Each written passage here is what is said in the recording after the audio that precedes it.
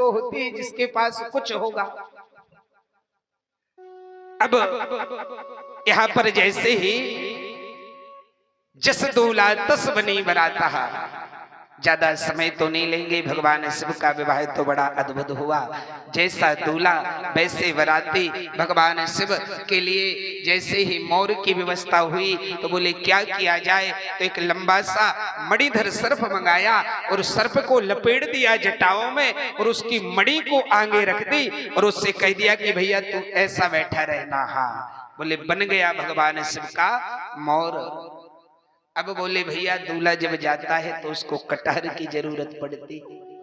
भगवान शिव बोले भैया अपने राम के पास कटार नहीं है तो क्या पटार नहीं चलेगी। हाँ, बोले हमारा श्रृंगार तो अद्भुत होना चाहिए। कटार की जगह भगवान शिव ने एक लंबी सी पटार को बगल में बंधवा दिया। बोले यही उचित रहेगी। हाँ, भगवान शिव गले में बड़े बड़े सर्पों को पहन करके आज जैसे ही अब कहा भैया भोलेनाथ की बारात है। बोले दूल्हा ऐसा थोड़ी जाएगा, घोड़ा भी तो होना चाहिए। भगवान बोले नहीं नहीं, बोले हम तो अपने नंदी पर ही बैठ करके चलेंगे। बोले भैया अब बारात में किस किस को चलना है। भगवान शिव बोले मेरी बारात अद्भुत होगी। अब भगवान शिव ने जैसे ही आवाज लगाई, भूत प्रेत पिशाच डाकनी साकनी जितने भी थे भगवान ने सब मरघटों से आवाज लगाई तो दौड़ दौड़ कर कैलाश पर्वत पर पहुंचे। बाबा तुलसी ने तो रामायण में लिखा है जब श्री महादेव की बारात निकली ना, को मुखहीन विपुल मुख काहू। बोले बाराती कैसे चल रहे थे। बोले कोई मुखहीन, कोई बाराती का मुंह ही नहीं था। हाँ, अकेले पैर चले जा रहे थे। कोई मुखहीन विपुल मुख काहू, किसी के इतने मुख थे कि लोग बाग देख रहे थे कि भैया क्या करें। भगवान शिव की बारात में जैसे ही देवादिदेव महादेव नंदी भगवान पर सवार हुए तो भगवान भी बड़े निराले, दूल्हा राजा इतने निराले कि भोलेनाथ बैठे तो पीछे को मुंह करके बैठे। लोग बाग बोले कि भगवान दूल्हा तो आगे को मुंह करके बैठता है, आप पीछे को मुंह करके क्यों बैठ रहे। बोले अपने राम की बारात ऐसी जाएगी, हम देखते जाएंगे कि हमारी बारात में कौन कौन चल रहा है। हाँ, भगवान शिव बैठे तो नंदी भगवान पर पाछे पीछे को मुंह करके बैठे। अब जब जिस गांव में बारात जाए ना तो सबसे ज्यादा खुशी किनको होती है, माताओं को और बच्चों को। हाँ, माताओं को बड़ी उत्सुकता रहती है मन में, कुछ भी हो माताएं चाहे रात में 12 बजे बारात आए लेकिन खिड़की खोल करके दूल्हा को जरूर देखेगी। हाँ, बोले दूल्हा कैसा है और 2 मिनट में निर्णय कर देती है माताएं।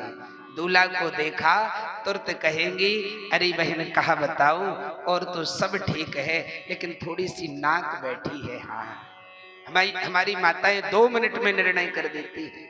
हाँ, जैसे ही दूल्हे को देखा माताएं तत्काल निर्णय। और दूसरी खुशी किनको होती, बच्चों को। बारात आ रही है, जैसे ही बारात में सर्वप्रथम ब्रह्मा जी पहुंचे, लोग बागों ने देखा वहां पर बोले और तो सब ठीक है, राजा ने मात्र पैसा देखा, दूल्हा थोड़ी ज्यादा उम्र का है। ब्रह्मा जी बोले अरे राम राम, हम दूल्हा नहीं, हम तो दूल्हा के बाप हैं। अरे बोले महाराज जब बाप इतना सुंदर है तो लड़का कितना सुंदर नहीं होगा। पीछे से इंद्र आ गए।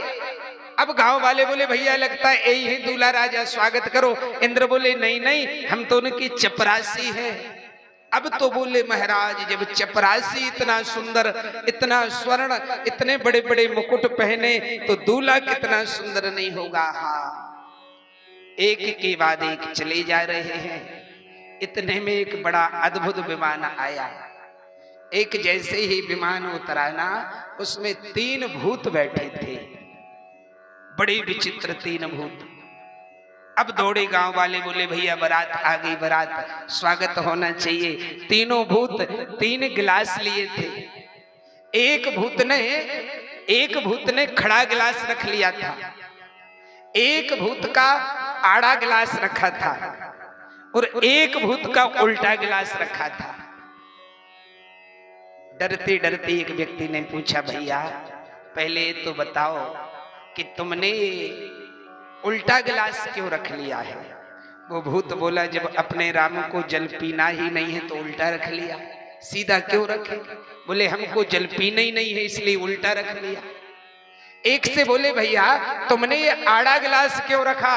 बोले भैया हम खानदानी भूत हैं, कोई सम्मान से देगा तो खड़ा कर लेंगे, नहीं तो अपना तो ऐसे ही आड़ा पड़ा रहेगा। हाँ। तीसरे से पूछा, भैया तूने खड़ा क्यों रखा? बोले कोई जल दे देगा तो पी लेंगे, नहीं तो पड़ा रहेगा ऐसे ही। हाँ। ऐसे विचित्र विचित्र भूत पधारे भगवान शिव की बारात में। अब जैसे ही महाराज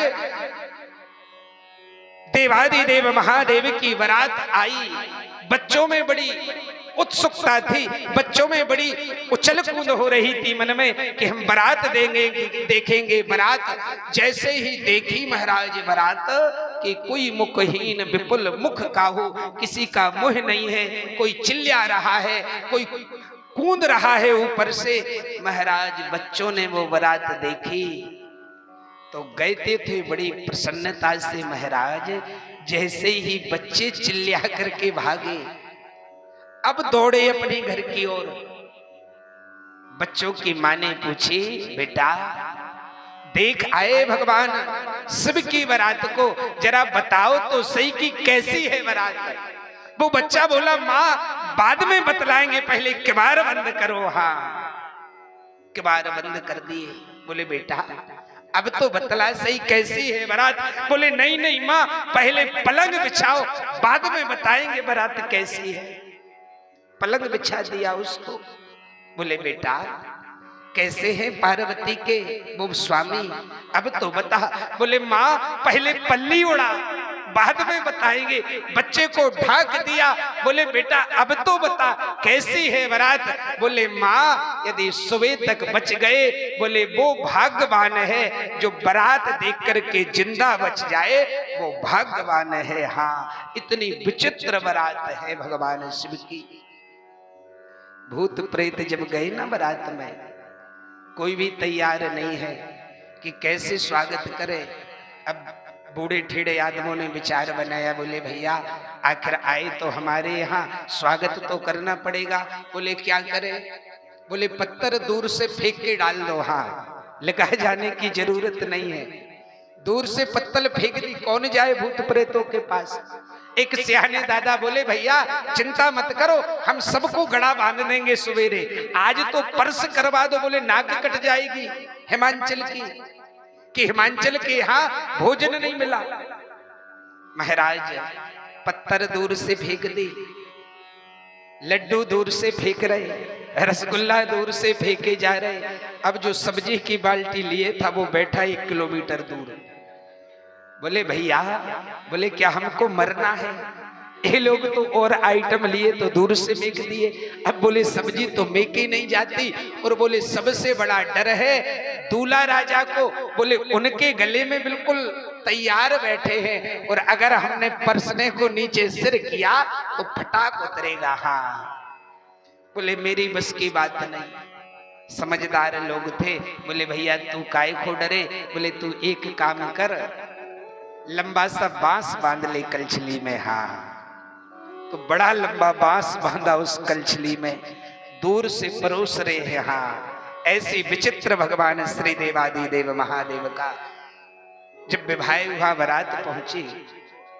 जस दूल्हा तस बनी बराता, कौतुक होए विविध मग जाता। मानस में परम पूजनीय तुलसी बाबा ने भी लिखा कि जैसे दूल्हा वैसे बराती। बड़े विचित्र कार्य हो रहे हैं मग में, रास्ते में जाते जाते सुने ना ने जैसे ही भगवान शिव को देखा, नारद को कोसना चालू कर दिया। अंते गत्वा नारद ने समझाया, देवी यह तो त्रिलोक के मालिक हैं, ये अवधूत जरूर हैं, इनके पास कुछ देखने को नहीं है, लेकिन ये भक्तों को सदैव माला माल किया करते हैं। हाँ, हमारे श्री महादेव ऐसे हैं। कल एक छोटा सा प्रसंग आप लोगों को जरूर सुनाएंगे कि सुनैना ने अपनी पुत्री पार्वती से क्या कहा कि बेटी ससुराल में जाकर के तुमको कैसा रहना है। कलयुग की माताओं की तरह नहीं सुनैना ने उपदेश दिए। आजकल की माताएं कहती बेटी यदि तुम्हारी सास या ससुर कुछ कहे तो मेरे को फोन जरूर लगाना। ये नहीं कहा सुनैना ने। आजकल 50% माताएं अपनी पुत्रियों को यह शब्द कह के बिगाड़ देती है कि बेटी ससुराल में कुछ हो तो तुम मेरे को फोन जरूर लगाना। जीवन की यही सबसे बड़ी गलती है। कल इस